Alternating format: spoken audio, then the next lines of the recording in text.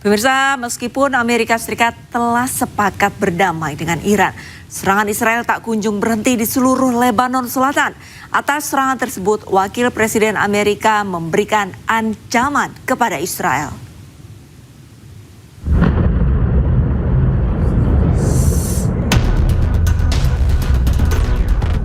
Meski Amerika Serikat telah sepakat berdamai dengan Iran, namun serangan Israel tak kunjung berhenti di seluruh Lebanon Selatan. Badan Pertahanan Sipil Lebanon mengatakan total korban jiwa serangan Zionis di seluruh Lebanon pada hari Sabtu mencapai 32 orang. Operasi militer Israel di Lebanon terus berlanjut meski perjanjian damai telah ditandatangani. Bahkan juru bicara militer Israel membantah laporan yang menyatakan bahwa AS telah memberitahu Iran bahwa Israel tidak akan meningkatkan konflik di Lebanon. כל מה שקשור בהסכמים שקשורים לדרג המדיני זה ברמת הדרג המדיני. אנחנו נמשיך לפעול על פי הנחיות. כל עוד הם לא קיבלנו הנחיות אחרות, אנחנו נמשיך לפעול. ראשית, תראי, אנחנו פועלים על פי הנחיות הדרג המדיני. כל עוד ההנחיות לא משתנות, אנחנו ממשיכים לפעול על פי ההנחיות שקיימות כרגע. Amerika pun angkat suara. Wakil Presiden AS memberikan ancaman kepada Israel.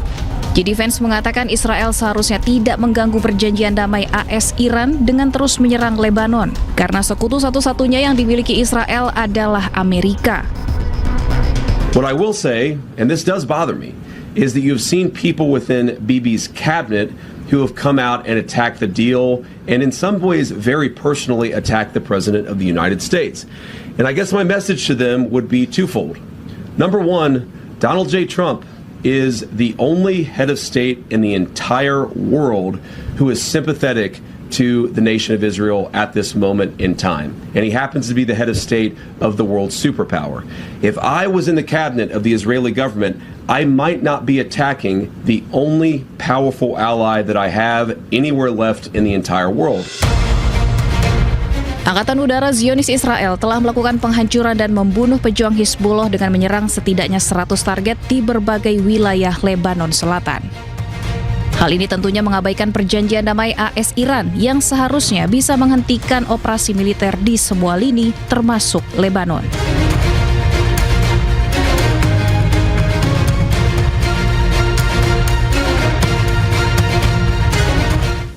Sementara Iran menuduh Amerika Serikat melanggar klausul gencatan senjata, inti dari nota kesepahaman.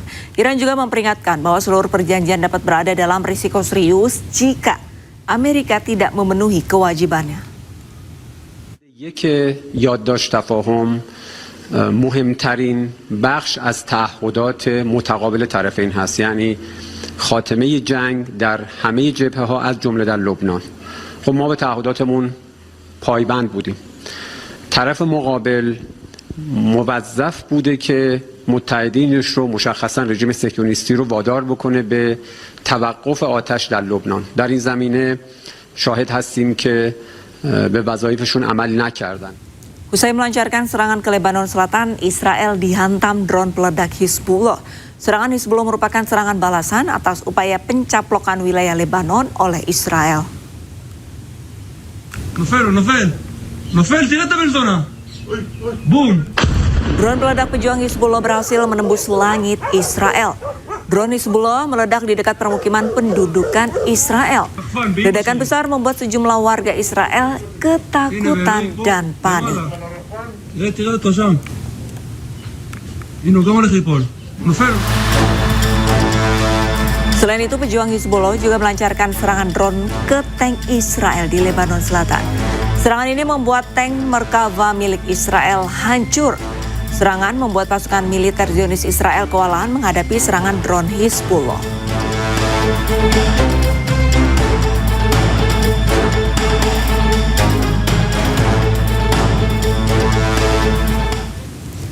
Petugas tanggap darurat melakukan operasi penyelamatan di Kanarit usai serangan Israel pada Sabtu waktu setempat. Selain menghancurkan bangunan, 7 orang tewas akibat serangan.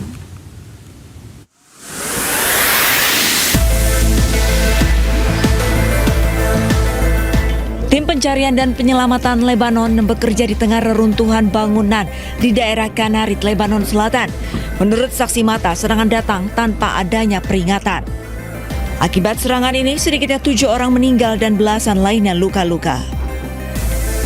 يعني مثل ما عم تشوف هون كلها أحياء سكنية، عالم عايشة بحالها، تعرضوا لاعتداء همجي وحشي عدواني، صار في عندنا حصيلة 12 شهيد لحد هلا وما يفوق ال 14 جريح، وعم تشتغل البلدية والهيئات المعنية على إزالة الأنقاض وعلى إزالة كل العوائق الموجودة حتى نقدر نشوف إذا ما في حدا تحت ركام.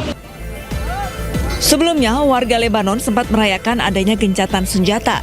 Beberapa jam sebelum serangan, Israel dan Hizbullah telah sepakat melakukan gencatan senjata yang berlaku segera. Namun nyatanya serangan biadab, brutal dan agresif masih dilakukan Israel ke wilayah Lebanon Selatan.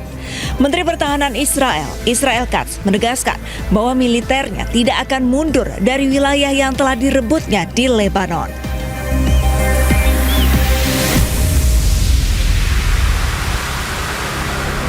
Serangan udara Israel menghantam sebuah apartemen di kota Gaza. 5 warga Palestina tewas akibat serangan Zionis Israel.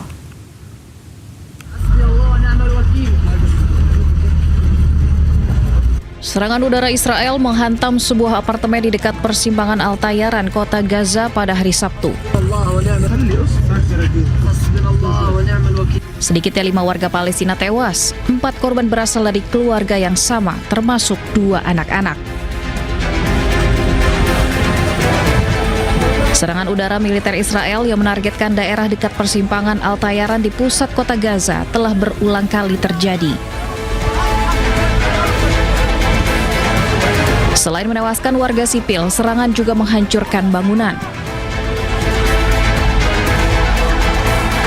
Situasi di jalur Gaza tetap sangat rentan dengan laporan terjadinya serangan yang terus dilancarkan Zionis Israel di daerah permukiman. Warga kota Tyre, Lebanon membersihkan puing-puing bangunan yang hancur akibat serangan Israel.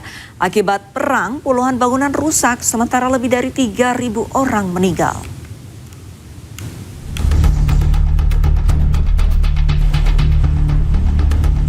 Petugas dan warga membersihkan puing-puing bangunan yang hancur akibat serangan Israel di kota Tyre, Lebanon Selatan. Para pemilik toko juga berupaya memperbaiki tempat usaha mereka yang rusak. Akibat perang, banyak warga menanggung kerugian ekonomi hingga kehilangan orang-orang tersayang.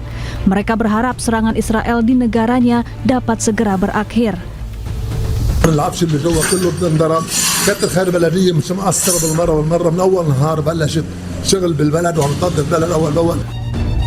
Menurut data otoritas setempat, lebih dari 68.000 rumah di Lebanon hancur akibat gempuran Israel sejak 2 Maret 2026 lalu.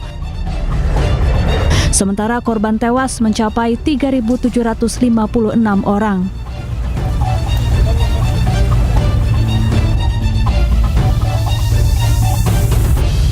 Puluhan pemukim Israel memasuki kota tua Hebron di tepi barat dengan pengawalan pasukan Israel. Aksi tersebut kembali memicu ketegangan di kawasan tepi barat.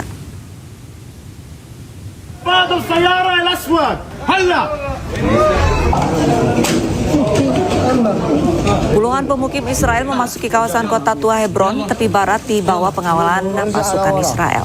Rekaman menunjukkan para pemukim berkumpul pada sejumlah ruas jalan di kawasan bersejarah tersebut. Sementara personil militer Israel berjaga di sekitar lokasi.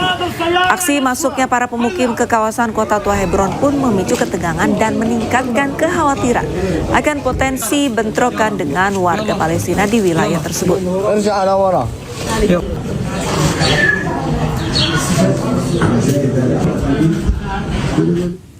Dituduh sebagai anggota Hamas, juru kamera Al Jazeera Ahmed Wishah tewas akibat serangan Israel di Gaza.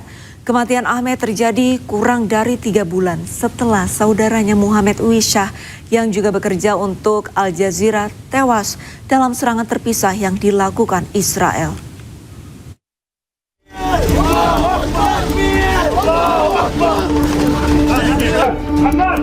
Seorang juru kamera Al Jazeera Ahmed Wishah tewas dalam serangan udara Israel di Camp Burej, Gaza Tengah yang menewaskan 10 orang.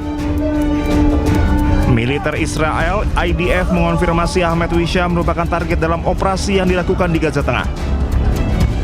Israel menuduh Ahmed sebagai anggota sayap militer Hamas yang bertugas sebagai penembak jitu. IDF juga menyatakan Ahmed tewas bersama 2 anggota Hamas lainnya.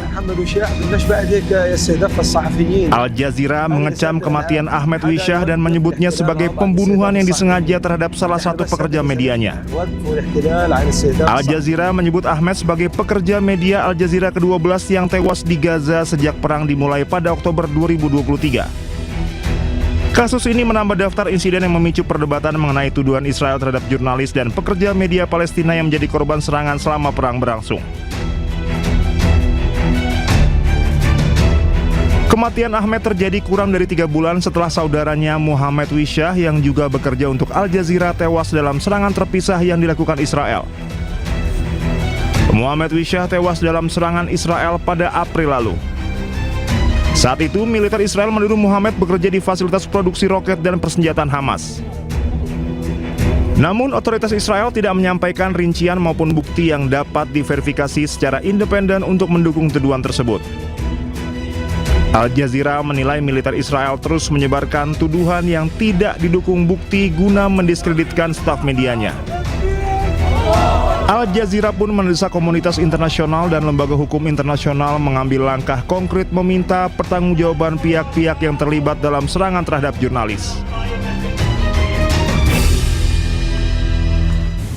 Sementara itu, warga Iran masih pesimis dengan nota kesepahaman damai yang telah dicapai pemerintah mereka dengan Amerika Serikat. Warga Iran tidak yakin Washington berkomitmen atas kesepakatan damai tersebut.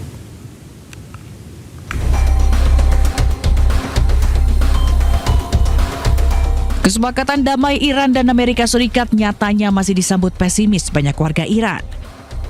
Warga Iran merasa kesepakatan damai itu rapuh dan Amerika tidak bisa dipercaya untuk menepati perjanjian tersebut.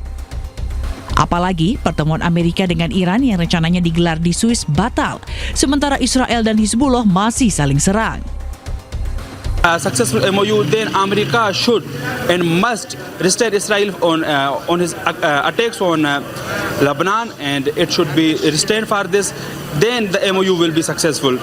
And in my opinion, that current scenario, as we see, if the war continues again, then it will be disaster for the whole world, not for the only Iran, not for the USA, but the whole world. So if we want to avoid the World War III, then Israel must. Nota kesepahaman damai ditandatangani pada hari Rabu, memberi waktu 60 hari untuk negosiasi dan serukan penghentian operasi militer di seluruh wilayah yang terlibat konflik termasuk di Lebanon.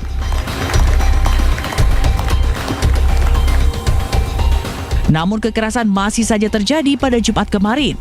Otoritas Lebanon laporkan meningkatnya korban jiwa akibat serangan Israel, sementara Hizbullah melancarkan serangan balik.